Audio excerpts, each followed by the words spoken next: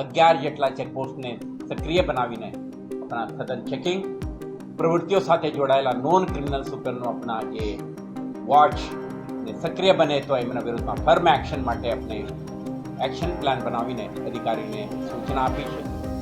અત્યાર સુધી ઓલરેડી ગતિમાન બનીને આપણે 25%થી વધારે હથિયારો જમા થઈ ગયા છે.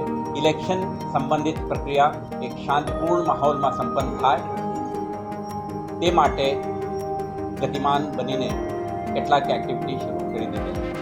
તમામ થાણા અમલદારો, પોલીસ ઇન્સ્પેક્ટર, સંવર્ગના અધિકારીઓ, ACP, DCP, additional CP, joint સીપીઓના માટે એક 2 કલાકની એક બ્રીફિંગ સેશનનું આયોજન કરવામાં આવ્યું હતું.